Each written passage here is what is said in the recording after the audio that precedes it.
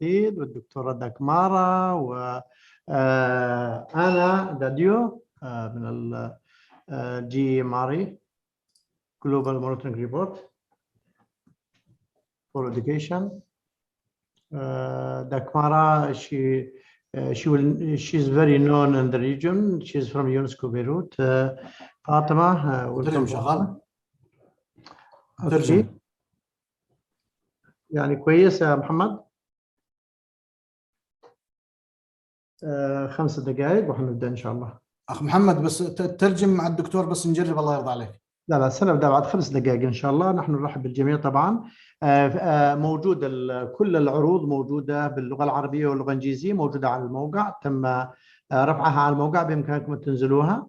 هناك ترجمة من العربي للإنجليزي ومن الإنجليزي للعربي. تضغط فقط على الكرة اللي يستخدموها الديسكتوب اللي هو بالانتربريتيشنز. تختار العربي أو تختار إنجليزي. موجود ترجمة فورية. الوثائق جميعها مثل ما قلنا موجودة باللغتين مرسلة لكم. وبالتالي أنا أعتقد أنه أنا أتمنى من الجميع أيضا أن يكتب أسئلته على في أيقونة الQ&A بحيث أنه نتمكن أيضا من تجميع الأسئلة والإجابة على استفساراتكم وأسئلتكم. منتظرين دخول بقية الزملاء والزميلات وأيضا منتظرين معالي المدير العام بعد قليل على أساس أنه بعد اكتمال العدد والبداية بإذن الله تعالى. خلاص يا عدنان؟ خلاص يا دكتور، شكرا لك، الله يحفظك، شكرا. بس ما عدلتوا الاسم تحت، مكتوب لسه مانوس أنطونيوس. اي نعم بنعدل. طيب Anna, can you change the name? Okay, can you change the name to your name, please, Anna? I can't change the name. I don't know why. Generally, I could. Yes, I can. Sorry. I do it now. Even Dakmara, you can change your name to English name because but your name in Arabic is good as well. Okay, let me see if it works. Tell me if it works now. I just change it.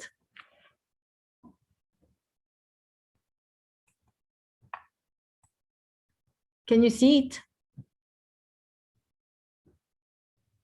I'm not sure. Okay, Yes, I can see it from here. It's okay, but they should check. Hello, Anna. I'm Dr. Fatma. Nice to meet you. So I'm not Manus. I am Anna. I am senior policy analyst in the team, and I lead the thematic part of the report. So I'm replacing Manus, by the way. So you are a policy. Is that your senior policy analyst? Huh? Yeah, I will put it if you want. Yeah, I lead the thematic part of the report. So and the other work on the peer, etc.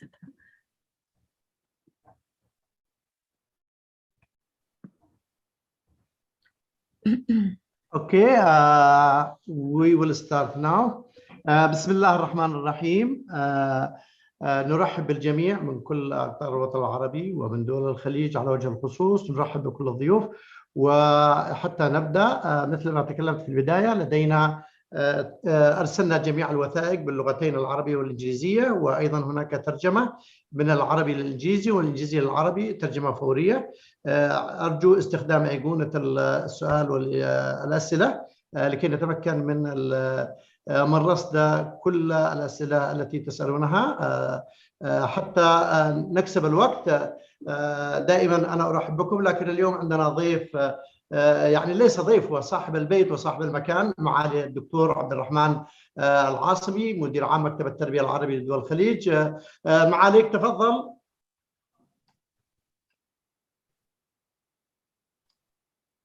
مثل ما تعرفوا جميعا الدكتور عبد الرحمن معاليك قامات تربوية، له باع طويل في العملية التربوية والتعليمية، يعرفه الكثير من المشاركين. كان وزيرا نائبا لوزير التربية والتعليم في المملكة العربية السعودية، وفي نفس الوقت رئيس جامعة سابق وتربوي عمل في الميدان، وبالتالي قطاع التعليم بالنسبة له ليس غريب. معاليك.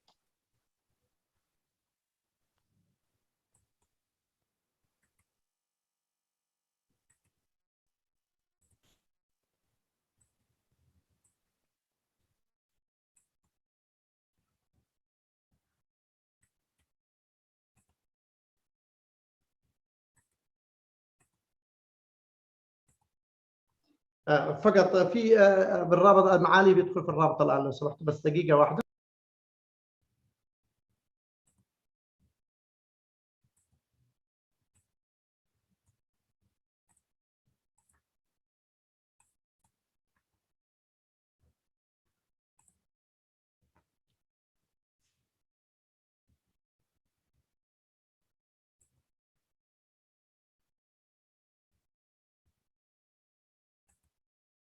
فقط نعتذر دقيقتين حتى يتمكن معالي من الدخول، نتيجة أنه ربما أرسل لها الرابط من قبلنا بطريقة ربما ليس الرابط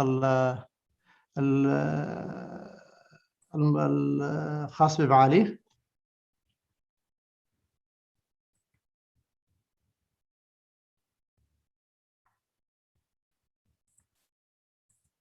فمثل ما قلت لكم انه مثل ما تحدثنا انه اليوم معاليك نرحب بمعالي الدكتور عبد الرحمن العاصمي مدير عام مكتب التربية العربية دول الخليج، ومثل ما قلت في البداية بأنه قامة تربوية سامقة، له خبرة تربوية واسعة من الميدان، من الإدارة التعليمية، من الإدارة التربوية، للإدارة التعليم العالي، إلى مجلس الشورى، إلى وزارة التعليم، نائب وزير التعليم، والآن في مكتب التربية العربية دول الخليج. وبالتالي موضوع التعليم بالنسبة له موضوع حيوي، وموضوع أيضا يعني نشأ عليه، وأيضا اليوم نستفيد من قدراته وإمكانياته وتوجيهاته وإشرافه على العمل التربوي المشترك في دول الخليج.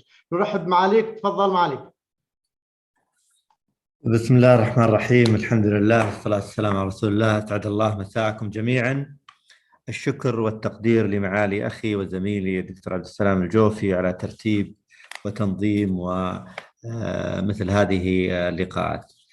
أيها الأخوة، الحقيقة يسعدني اليوم في هذا اللقاء العلمي المهني الهام حول حوكمة التعليم، باعتبار أن إدارة التعليم النوعي الجيد الذي تسعى إليه كافة دول العالم ويحرص عليه صناع القرار، وأكدت عليه جميع أهداف التنمية المستدامة.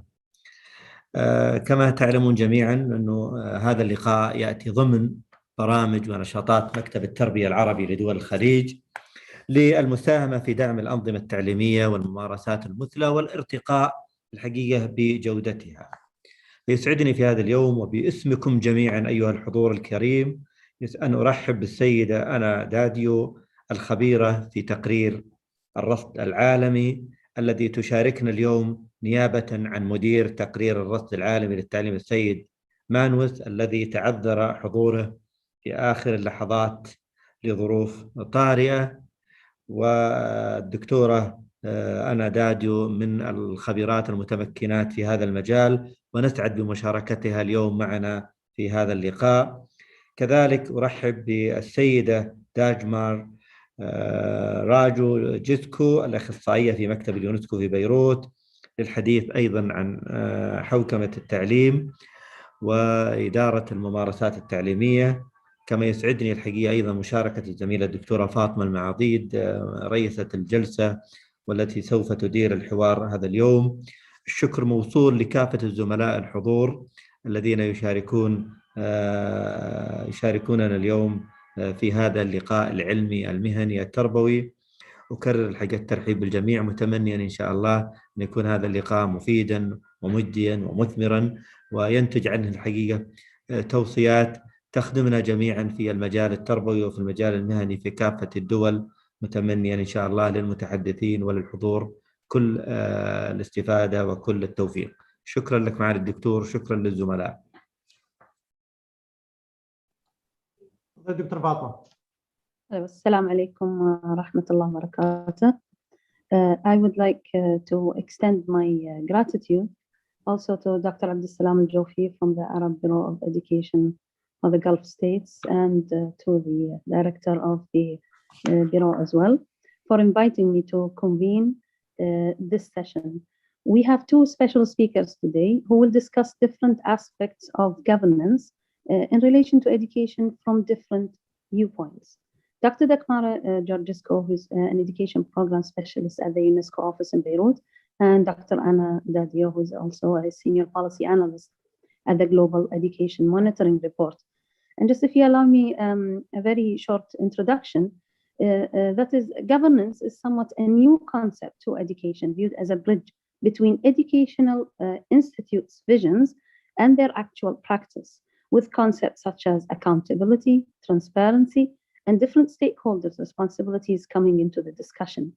More on governance issues in relation to the Arab states' educational settings will be discussed by Dr. Dakmara's presentation. Dr. Dakmara, I think the floor is yours.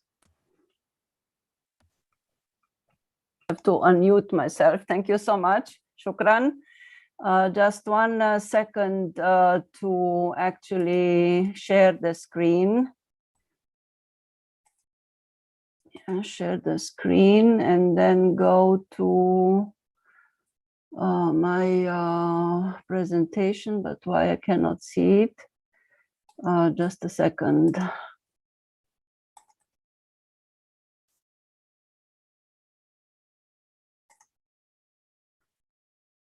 So I share the screen and here it is. Can you see now the slide? Can you see the slides? Yes. Yes, okay. Yes. So sorry, it got lost in different files. So thank you very much for inviting me to this discussion, which I understood from Dr. Al-Jofi is a first event of this type to kick off the discussion on governance, which, as Dr. Fatima mentioned, is a pretty new concept, not just for the Arab region, although it's not that new. I mean, it's maybe a concept that has been related more to higher education. So there are a lot of books of studies on higher education governance, because in higher education, we usually deal with autonomous institutions that enjoy a lot of freedom and they have to manage themselves. But actually, even in Key 12, and this is my field of expertise, Key 12 mainly, although I worked also in higher education, but I would refer rather to Key 12. In Key 12, the term governance did not make such fuss until recently, because it was rather understood like administration or leadership, or, but as we will see, governance is all of that, but also a little bit more. So I want in my 20 minutes to go over some conceptual clarification to get on the same page if possible, and then to give some examples with regard to recent issues, trends, dilemmas with regard to education governance in different countries and also in the Arab region. And I hope that based on your comments, questions, additions to this discussion, we can then figure out a continuation of this series of events. As also Dr. Fatima and Dr. Al-Jofi mentioned, I work with the UNESCO office in Beirut, and I deal there with programs for teachers and curriculum, but also with education issues more broadly. And my presentation is focusing on this connection between the vision and the conceptual part, the theory of governance, and then how do we get to practical arrangements that are effective, that are helping us meeting the goals, because governance is not a goal per se. Governance is a very important concept, but it's a tool. Governance is a tool towards achieving our goals in education. So I used here and this is courtesy of University of Cork with their UNIGOV project for Palestine. And Palestine is one of the examples in the Arab country, in the Arab region, that is now undergoing a pretty in-depth change in terms of governance. This graph explains that governance is related to administration, to rules, but also to ethics, who's taking decisions, how are the responsibilities distributed among different agencies and stakeholders and so on. So basically, when we talk about education governance, we should think of questions like who is taking decisions and what decisions, what type of decisions need to be taken at different levels, because we deal with the school level or local level and regional level and then the national level. And we talk today also a lot about global governance, especially in the context of the pandemic we are suffering from, all of us. So we talk about how these tasks and responsibilities are being distributed among different agencies and how the different education policy priorities and objectives are being set, who's having roles in this process, and how this process can be as participatory as possible. And then also about quality assurance, which is, I know also from other discussions and studies, a problem in the Arab region, because this is a kind of weak part of the chain usually, although in some countries there are very strong quality assurance institutions and mechanisms, but still there is a feeling that quality assurance is not fully reaching its goals. And finally, how are stakeholders involved? Because also the pandemic showed that for some decisions, some quick decisions, very important decisions that affect people's lives, we need to talk to parents, to learners, we need to talk to business people, we need to talk to local communities, to the media, and so on. As said, there are many studies with regard to education governance. OECD is one of the international bodies that looked a lot into education governance issues, and they carried out several longitudinal studies like the one that looked into trends over a decade between 2008 and 2019. And if you look into this education policy outlook of 2019, you will see that they identify among the countries research several clear trends, and this goes for OECD countries and OECD associated countries, but we can also think in terms of the Arab countries, what makes sense, what is relevant. For instance, they notice that in many countries there has been a clearer kind of emphasis on dividing responsibilities, a clear division of responsibility, and on clear structures of the education system and enriching the structures, creating institutions like curriculum agencies or teacher training agencies that support the Ministry of Education. Then another trend was to set clearer objectives and also education priorities, policy priorities, and this based on strategic papers, national strategies, and long-term visions for the country. And then about stakeholders, more stakeholders have been involved than ever. And finally, again, the quality assurance issue that became a more important kind of activity in different countries based on data collection, based on different types of monitoring, so that the country can get an idea about what is happening and what are the corrective measures to be taken or what has to change. In the next slide, I will also show you a graph from OECD, from another study, Education at a Glance, that looks into how in OECD countries, the different levels are involved in decision making. And you can see, for instance, in Finland, there are all multiple levels involved. In other countries, there is more given to schools. So this is the blue part. So like England, UK, decision-making at school level are quite important. And then in some countries, depending, of course, of their political structures, there is also a role for central or state levels. This is the light blue, or the local, regional, or sub-regional level, the gray part.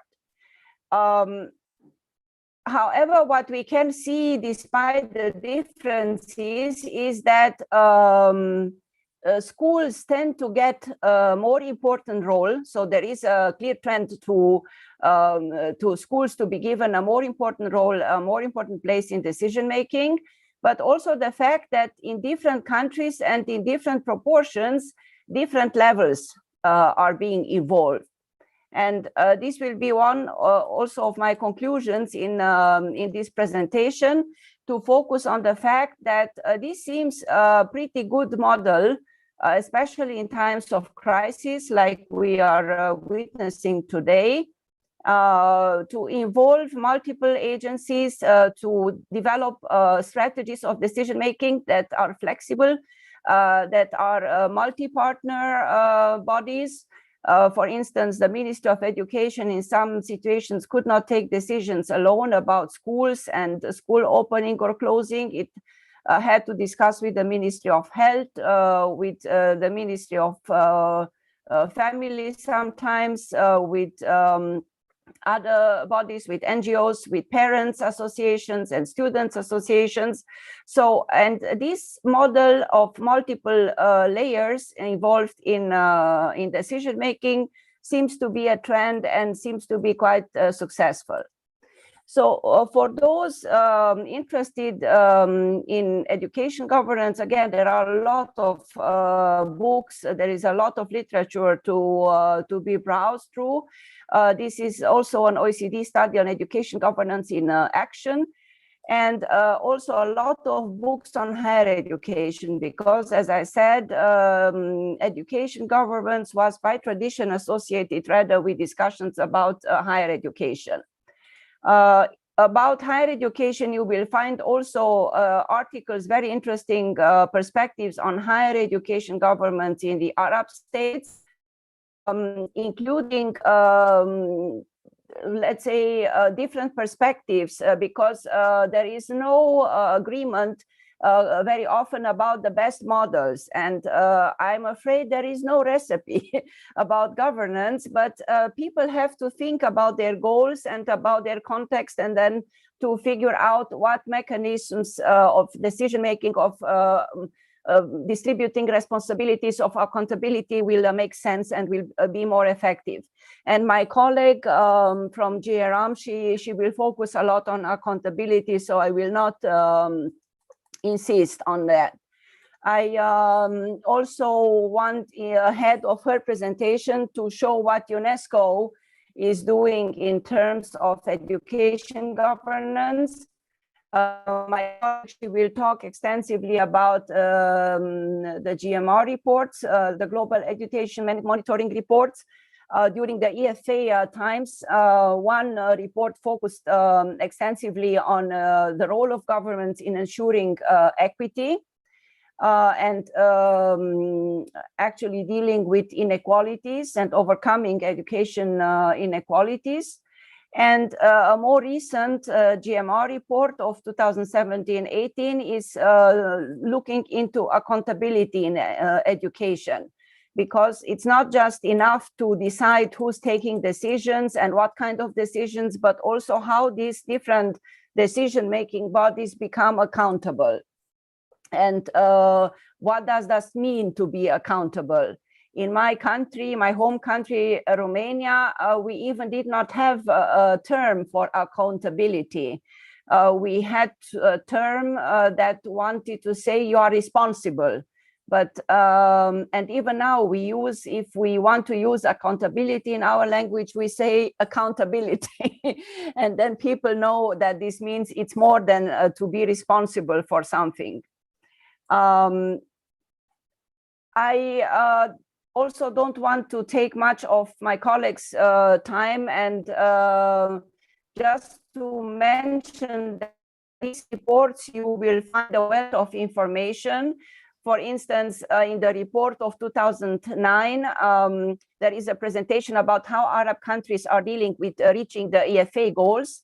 And according to the indicators they used at that time, actually very close to reaching all the EFA goals were in 2009 Bahrain and the United Emirates, and then intermediate positions several other countries: Algeria, Egypt, Jordan, Kuwait, Lebanon, Oman, Palestine, Qatar, Tunisia.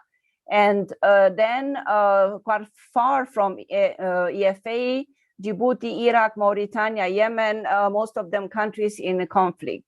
Now there is a new progress report with regard to SDG 4 that will be launched next month. So there will be some changes probably. But basically, it's about to look at how governance is a tool for achieving main education goals like SDG 4 goals. Governance is not easy, it's a complex issue.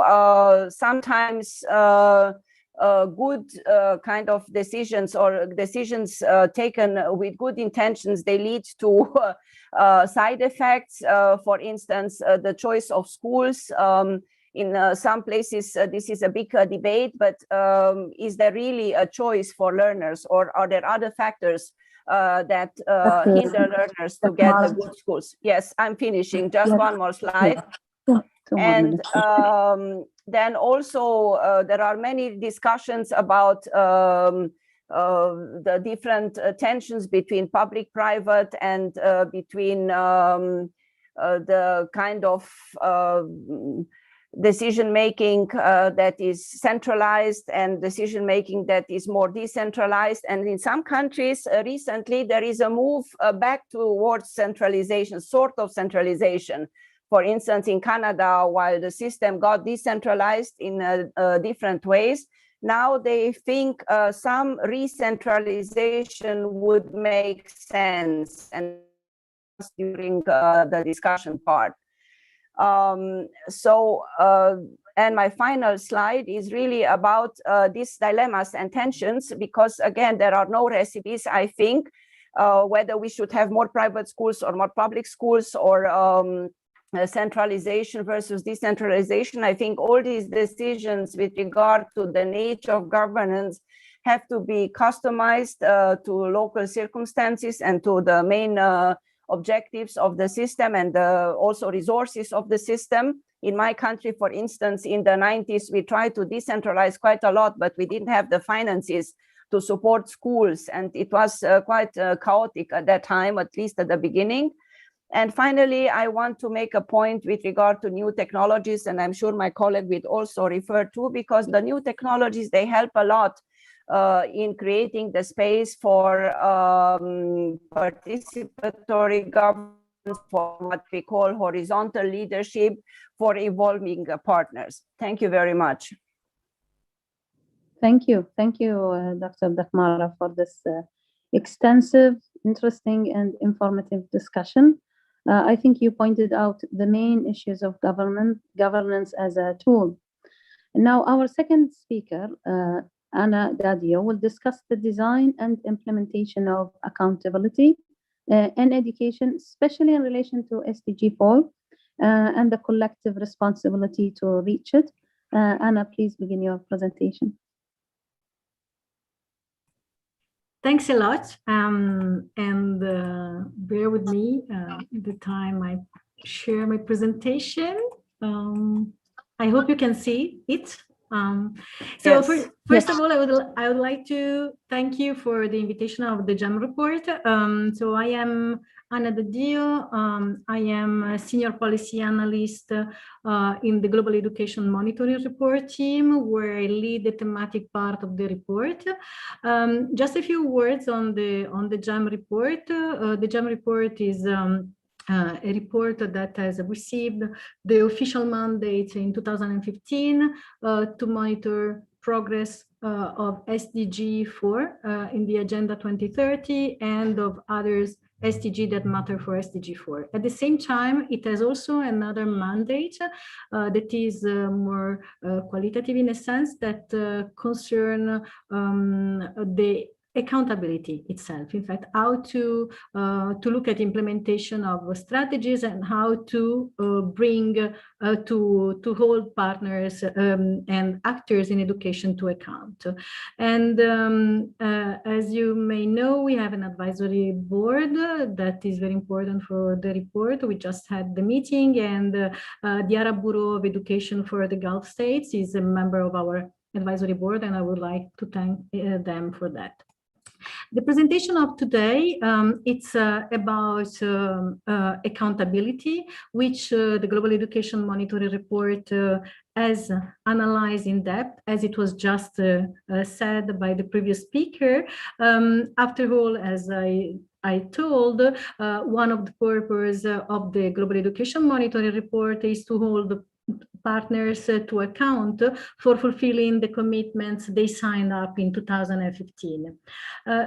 And also another thing that was just said is that multiple approaches are taken worldwide to all the different actors to account.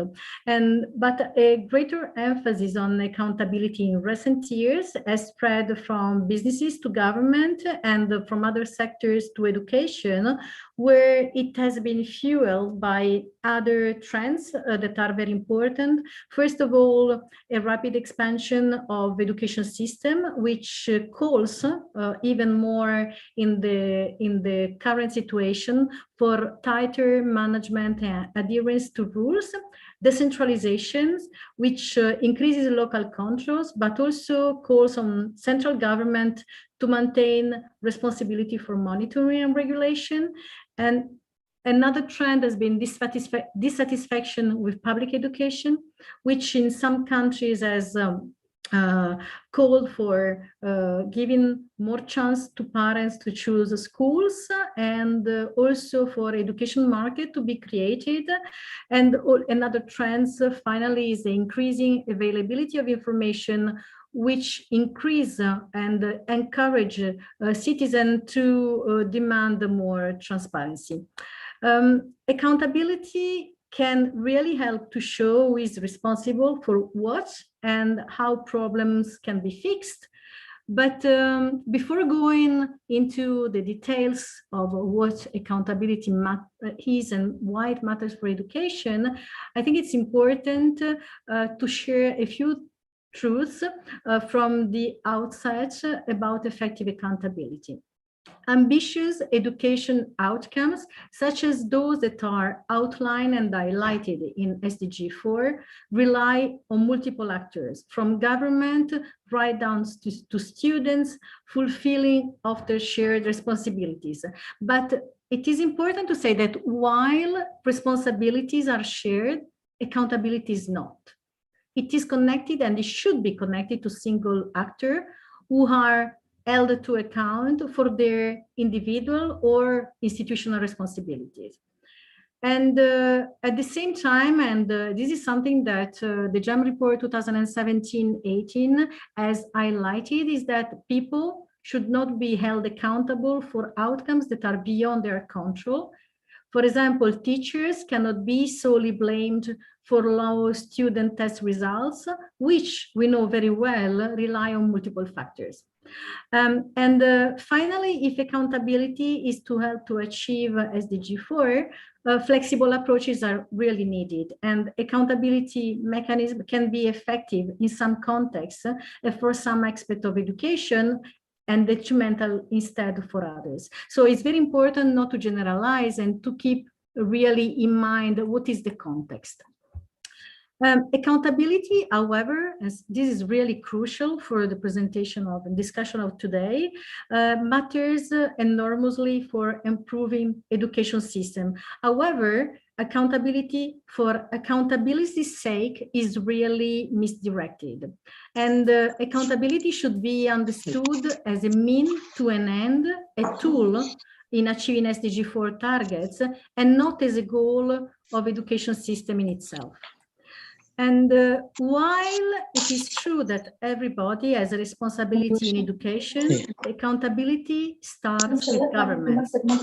For this reason, the majority of this presentation will focus on recommendation for governments. Although, if you have the chance of reading the full report, you will realize that it is much more than that.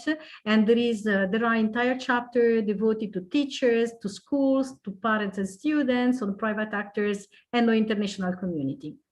Accountability, again, starts with government as they bear the primary duty to ensure the right to education. And it is important to say that it's not enough to put or to write this right in legislation. Governments really need to implement it. And every country in the world has ratified at least one international treaty illustrating these commitments. However, an analysis that has been done for the report has shown that in only 55% of countries, the right to education is justiciable, meaning that citizens can take governments to courts for violations.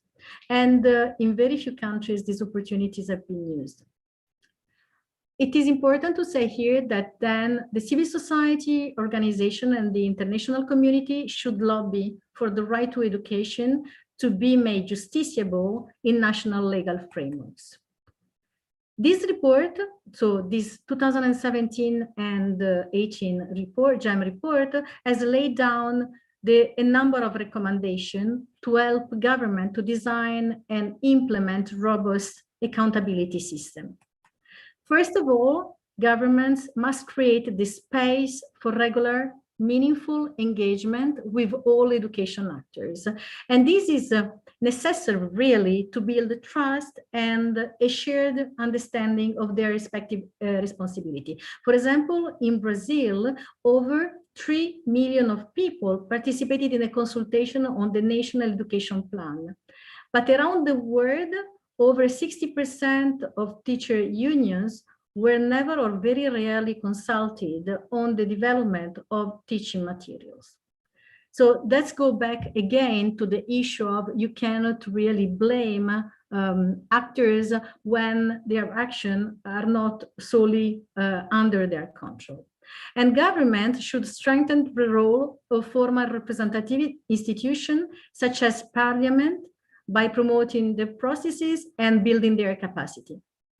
In the United Kingdom, for instance, where this has happened, education policy changes are often identical or very similar to the recommendation made within parliamentary education committees.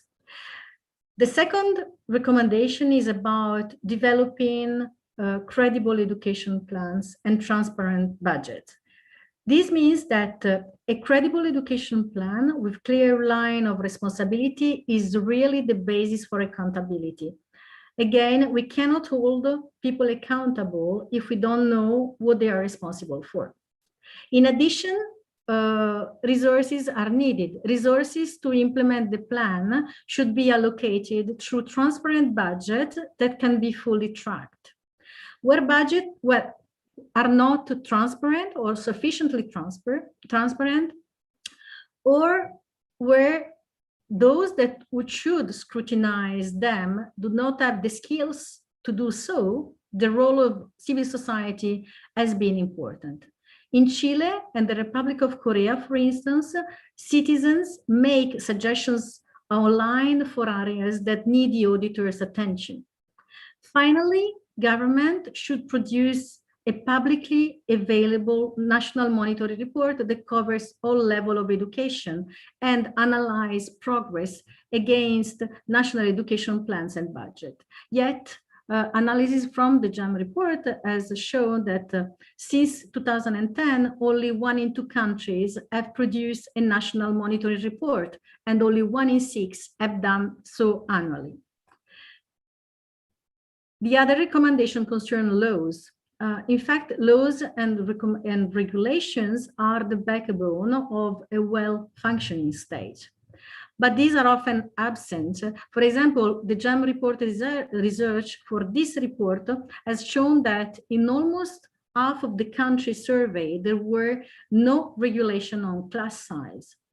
And likewise, regulation should be comprehensive, covering both public and private providers. Yet they do not often do so. In Lagos state, Nigeria, for instance, only a quarter of private schools had been approved by the ministry. This is a topic that will come with the next report on non-state actors that will be published in December this year. Finally, regulation should not be short-sighted, but should really have quality and equity at their core. Regulation, and notably those that are related to registration and accreditation, should be clear and transparent to enforce monitoring and to ensure and make easier monitoring and enforcement. Hong Kong, for instance, has online a list of registered private tutoring centers and prosecutes those that are registered, for instance. There is a growing tendency, especially in high-income countries, but also increasing in middle-income countries, to use test scores to sanction schools or teachers. But instead of improving learning outcomes, this can really undermine quality and learning.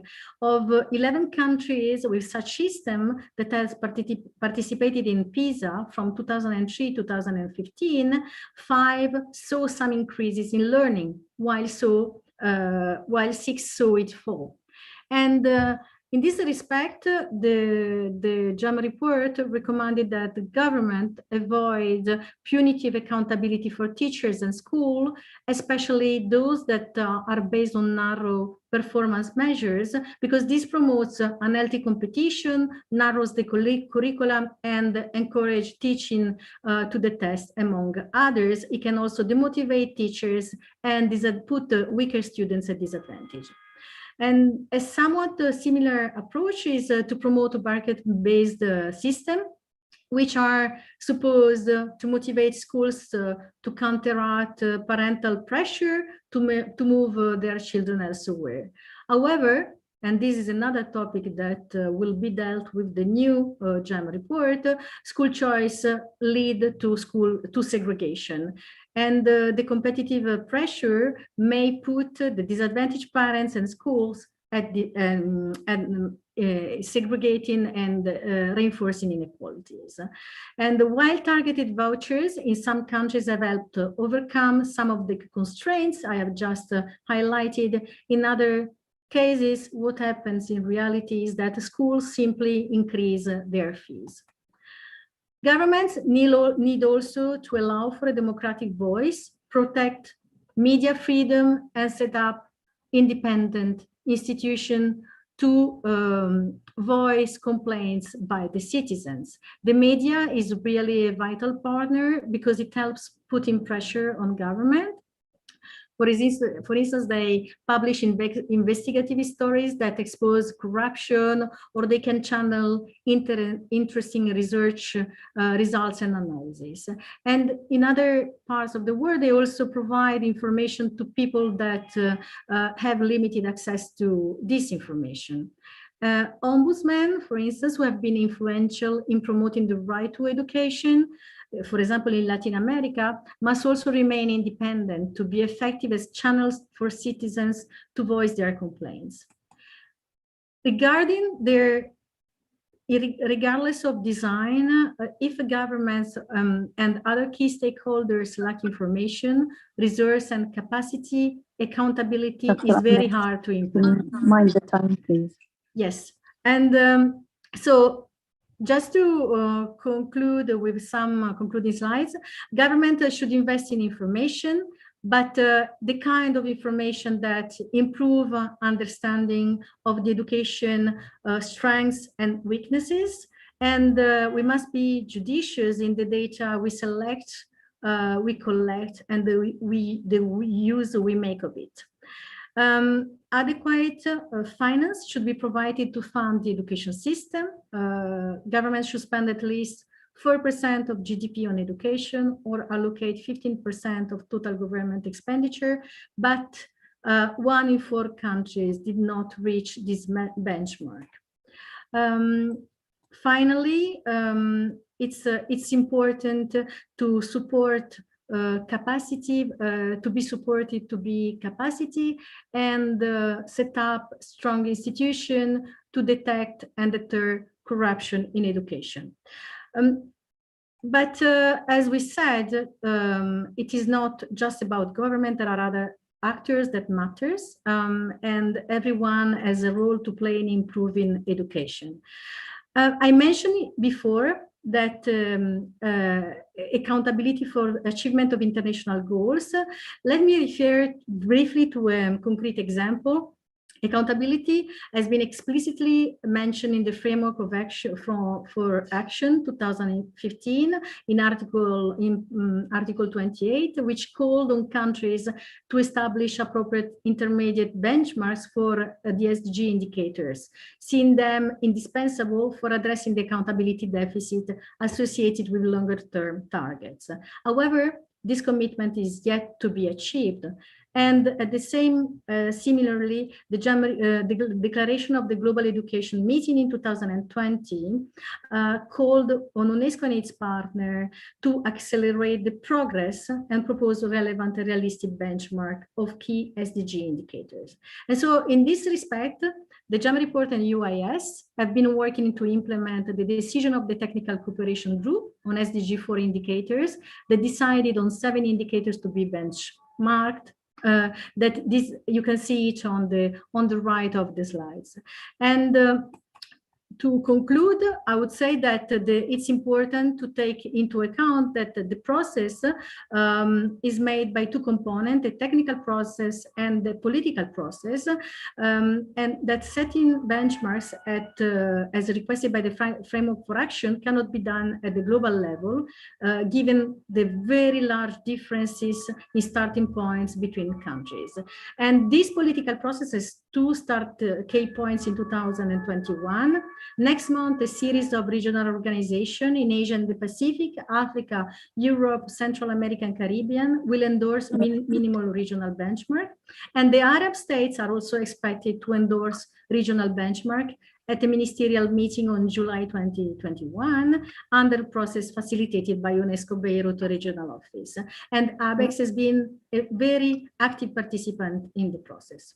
So just to conclude, I would like to thank you all for listening and to understand really that accountability is increasingly seen as a solution to education programs, and our report welcomes this. And the JAM report was created to be an accountability tool, after all, collecting evidence on the challenges, identifying those responsible and prompt information. But we also support accountability as a way of reaching our commitments. And thank you so much. Thank you for listening. Thank you, Dr. Anada. Thank you for presenting this wide spectrum of discussing accountability as a tool and examples from different countries. I think it's time for us to get some questions from the audience. Dr. Abdussalam, would you like to begin, or would you like me to begin? No, just go ahead. Okay. So I would like to address first this question by Mr. Adil Al-Dhaferi. Is the defect in the application of governance from the official, or is it from the culture of the community? And I think this could be directed to Takmara, please. Could you answer this question? So if the governance fails, which actors are, which are more responsible? Yeah, and that's a very interesting question, and we need maybe 2 more webinars to just start thinking. Briefly. Yeah, very briefly. No, thank you for the question. It's very interesting, and it helps us also contextualize again the issue of governance. As I said, there are no recipes. There are some promising or effective practices we can identify based on different indicators or different research. But in the end, if governance fails, that I think means that the models used, they do not fit neither the goals of education nor the culture of the community. Because I may refer to a philosopher I like a lot, Karl Popper, who used to say that people are beings that always look for a better life. What they try to do is to improve their lives, to make their life easier, and to find pragmatic solutions that help them solve problems. And so if this is not happening, because governance is a tool for problem solving in education, yeah? If this is not happening, then probably it's not fitting neither the culture nor kind of the goals of the system. But I think the big systems that can be deemed as good governance or promising effective governance in this world, they show that the governance arrangements, the practical arrangements towards governance have been sought through a long time and based on a lot of trial and error and learning from others. And so it's a long process, but it goes with a lot of reflection, with a lot of thinking, with testing different solutions, and this takes time, but it needs to be put into a vision. So it's both. I think good governance goes with a very or forward-thinking vision on education, and the knowledge of the context and the ability to customize this to the will of solving problems. Thank you, Mara. So another question here is about the balance and the cooperation between the different stakeholders in education and monitoring the procedures. So the question about balance also came to me because how can we balance between accountability with its many tools, leaving room for creativity and innovation in education? Maybe Dr. Anna, can you answer that question? Thanks. Thanks. Is a complex question.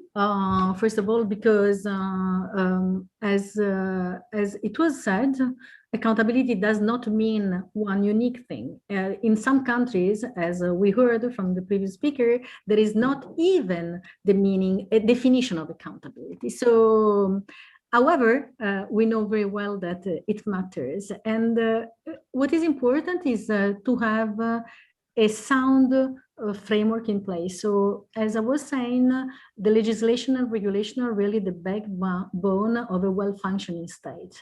And but the fact that they are in place is not enough. What does it mean? It means that it's necessary that people that operate in education, all the actors, are aware of this regulation and laws, first of all. And that's why it's important that that when we talk about clear and transparent education plans and the budget that identify clear responsibility lines, really something that is very important. We are at the moment preparing the next Global Education Monitoring Report on non-state actors. And in particular, we are developing the profiles, the country profiles on regulation and governance, so something that is central to the discussion we are having today. And it is true that in many countries, in most countries, regulation and legislation are in place. But then when we look at the active implementation, so how these are effectively implemented, many countries lag behind.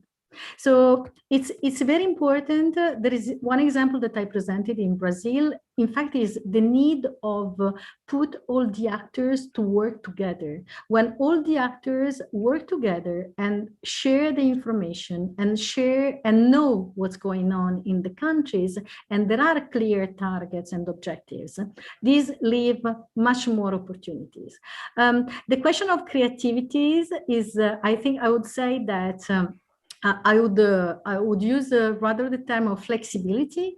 I think that what is important is the context, and so some approaches that can be useful in some countries or working or successful in some countries may not well work in others. So that's very important. It's not just a question, the state is the primary duty bearer of the right to education, but all the other actors that operate in that intervene in education should really believe and think that they have a commitment to deliver quality, inclusive, and equitable education. And once there is this shared objective and there are transparencies about the way and the means to achieve that, this is very important. However, this cannot be done without the necessary resources. And we talk about human resources, but also financial resources. Funding education is primary, and especially in the context that we are living now, many countries maybe are investing much more in other health related issues. But education is really something that changes your life, and accountability matters for education. So they are really interconnected, and governance and accountability are really strong related. So improving accountability also improve governance. Thank you, Dr. Anna. So I have another question about what can we do at the minimum for educational or school governance in armed conflict. Maybe you or Dr. Dakmara could answer this question. Yes, again, a very difficult question. The answer is not easy, and we don't have time to explore quite a lot. I want just to flag this news about the study that has been recently launched by RCQE, the Center for Quality Education in Saudi Arabia, a study about countries affected by conflict in the Arab region. And I think there you find a lot of answers to what kind of governance, what kind of course, in many situations, especially in the countries I worked with in Europe, in Middle East and in Asia, and so in many contexts in Africa, what happens usually is that there is kind of a very complicated system of decision-making that involves donors, but also national authorities and local authorities and school bodies, maybe less stakeholders like parents. Or although I saw in Syria and other countries how parents and learners have been involved in different processes.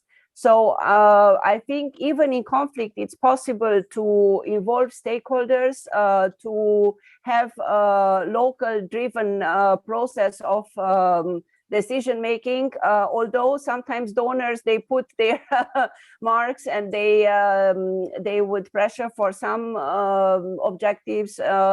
And so it's sometimes complicated, but fairly possible. And just also in connection to the previous question, I would just say that this balance issue is very important, because sometimes those who need to take decisions or are entitled to take decisions in education, they of course want to consult, but then the consultation process takes a lot of time and there is no decision. And sometimes decisions are taken without any consultation. So I think that's another extreme case. And we need the middle line. We need to be in a good balance with these processes. And the same also happens for countries in conflict. Although it's difficult to consult, you can still, there are means to consult people, but also to take decisions quite quickly and don't kind of waste time until the decision has been taken. Thank you. If I can add one thing about that quickly, I think there is also an important issue that is that very often in conflict context there is the need of react quickly, and very often the non-state actors are those that are acting more quickly, but this presents a lot of tension, especially when you have private actors that can be for profit, for instance, presenting profit, and at the same time this should not be an excuse for the state to pull out from his role. And the countries that have been very successful in this kind of issue have been those that have managed to create a really sound partnership with the state, where there is this complementary role of the non-state actors that are filling some gap. But that it's important that it's really a process that the responsibility are clearly balanced between the different actors, and the state continue to take his role as a primary duty bearer of the right to education. Thank you, Dr. Anna. Now, maybe the question of balance, flexibility, and accountability become very important concepts when we think about governance. And I understand there are many questions and the urge to have a quick fix or a quick template of governance. But as Dr. Dakmara pointed at the beginning, it is a tool, and there are more tools within the tools. One of the tools is the accountability, and you saw how the many aspects and elements that integrate into getting accountability right for a certain context, being flexible, and balancing all stakeholders' needs. Now, how the question of balance becomes urgent again. How do we balance between what the public wants and the one end of the stakeholders and the regulation, the rule of law, and how to keep society safe and prosperous? I mean, in a question like higher education, entry regulations. So that question of balance becomes very important when we talk about accountability and setting a framework for governance.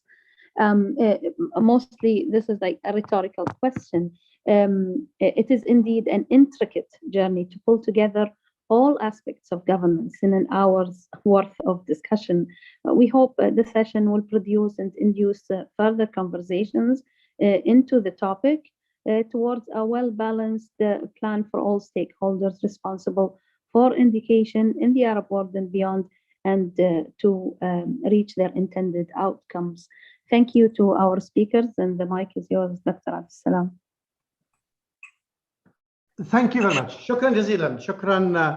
شكرا فاطمة، شكرا دكمارة، شكرا أنا، والشكر أيضا يعني قبلها لمعالي المدير العام الذي أشرف ورعى ويشرف في إرعاء كل هذه الفعاليات لمكتب التربية العربية دول الخليج، وتوجيهاته بأن يكون موضوع الحوكمة وحوكمة التعليم قضية أساسية لابد أن نهتم بها ضمن مجموعة من القضايا الخاصة بالمعلم والخاصة أيضا بالفقد التعليمي، وأيضا قضايا المواطنة والقيم الدولية المشتركة. دكتور عبد الرحمن، تفضل معاليك تختم.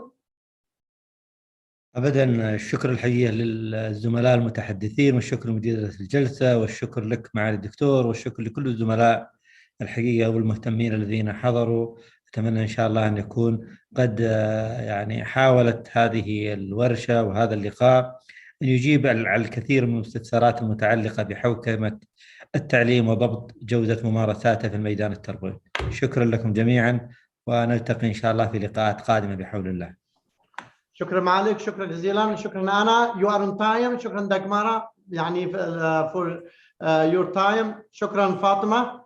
شكرا معاليك، شكرا لكل الزملاء والزميلات من كل الوطن العربي، شكرا للتقنية وشكرا للإعلام، شكرا للزملاء من أيضا من تطوير الأعمال، ولكل الزملاء والزميلات الذين شاركوا في الإعداد والتحضير لهذا اللقاء، والسلام عليكم ورحمة الله وبركاته. شكرا الترجمة. Thank you. Bye bye.